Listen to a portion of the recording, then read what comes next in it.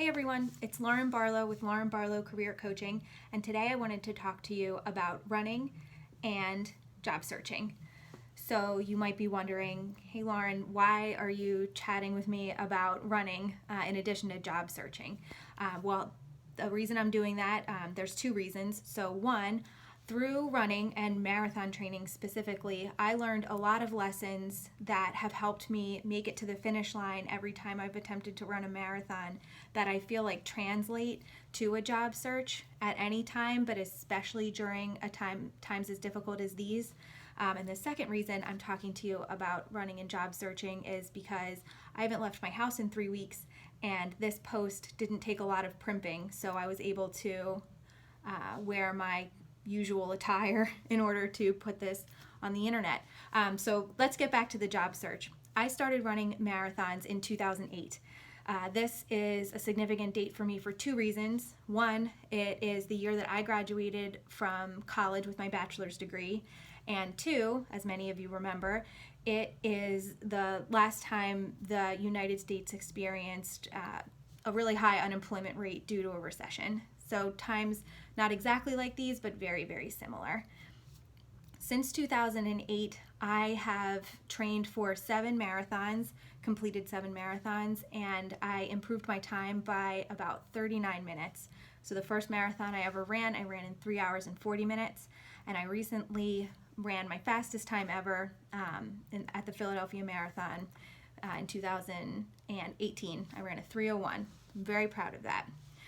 So over this journey, I have learned that there are 3 things that help you get to the finish line in a marathon, and these are also 3 things that can be incredibly valuable during a job search. Number 1 is patience. Number 2 is persistence, and number 3 is positivity. So like training for a marathon, you need to be patient in your job search. So it's really helpful nowadays to maybe write down 3 goals that you have for yourself and let yourself know that these goals will not be reached within, a month or maybe 2 months. It might take 3 months or more depending on what happens. Same thing like a marathon. You cannot train for a marathon in a month. It takes me 4 or 5 months to really prepare myself for a race. So in order to be patient, I would write down 3 goals for yourself. So your number 1 goal, which would be the goal that you would hope would happen with your next job search. And then I would think about, in times like these, 2 alternative goals. So a goal that's good enough for now, and maybe a second goal that's good enough for now, if you are unable to obtain your number 1 goal during this time. Persistence. So now that you have these 3 goals, so your main goal and 2 goals that would be good enough for now, it's important that you do a little something every day to stay on top of that task, stay on top of those goals and working towards those goals. So again, just like the marathon, you train for a marathon every single day. You get up every day and run. You might take a day off every other week or something like that, but it is an active daily pursuit. Your job search, especially during this difficult time, is a daily thing that you're going to have to do something for.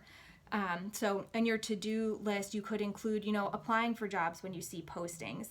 Again, you might have to be patient when you apply for a job. It might take weeks or months in order to hear back from an employer, but that could be something that's on your to-do list.